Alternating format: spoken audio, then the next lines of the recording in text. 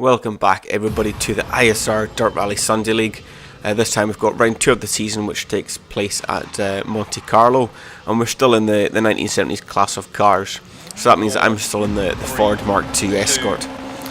So overall this rally didn't have the highest of expectations off it. I'm not a massive fan of Monte Carlo, but wanting to give it my all. Still don't have my wheel, so obviously I think the Codemaster settings are fixed now, but my wheel's in for repair, so no wheel for this week, still on a pad. But in the background you've got, this is actually stage 2 of the rally, so I'm going to play stage 2 throughout this video here, and then we'll talk about the other stages as they happen. So stage 1 of the rally, I was about 16 odd seconds off the pace there, so I didn't have the best of rounds that time.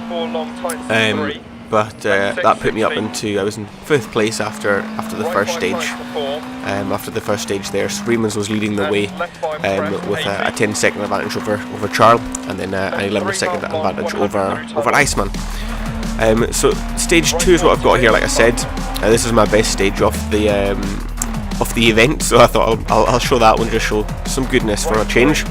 In stage 2 itself, I was 7.5 seconds quicker than anybody else, so I was dead chuffed with that one. So I'm absolutely delighted with that, and that put me up into second in the standings after stage 2.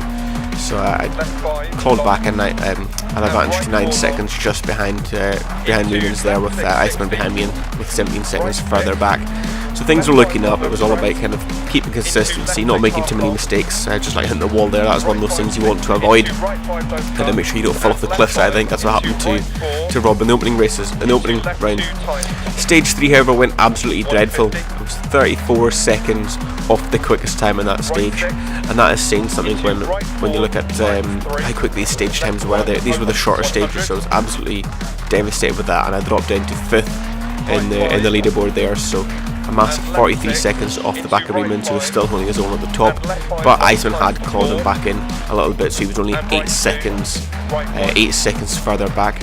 But these stages, as you can see on the screen, there was a mixture of dry stages, slush, ice, snow, so there was a lot to contend with, and there was a lot to contend with in stage 4, where I finished closer to 41 seconds off the back of Reemans there. So I think it was actually Iceman who was quicker at that stage, because Iceman ended up taking the lead after that point in time, so he ended up getting a 4-second advantage over Reemans to take first place. Things were looking up for him, but I dropped in another position to Lenny, so I dropped down to 6th position, and it was about a minute 29, minute 30 off the pace, so things weren't looking that good.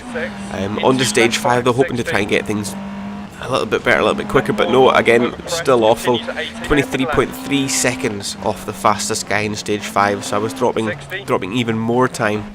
I think it was Reemans that time who was quickest around. As you can see here, he ended up taking the lead back in the standings overall after stage 5.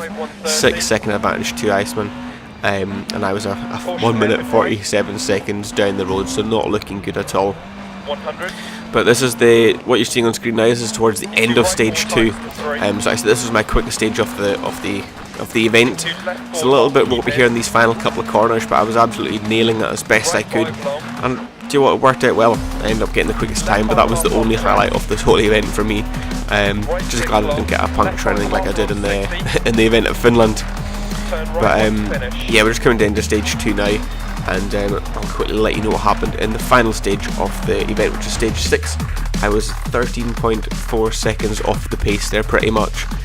So a little bit closer to the quickest guy, but it wasn't enough, and that ended up meaning I had to settle for 6th place in the standings. So Reemans got the win, with Iceman coming close behind in 2nd, VW 3rd, Turbo Charles 4th, Lenny 5th, myself 6th, Chuck came home in 7th, with Hitman Vega in 8th, and Martin rounded up out the field, who finished the event in 9th. Robert Rab finished stage 1. He was he's 10th overall. He didn't quite get to finish stage 1, sadly for him. But yeah, that was everybody who participated there.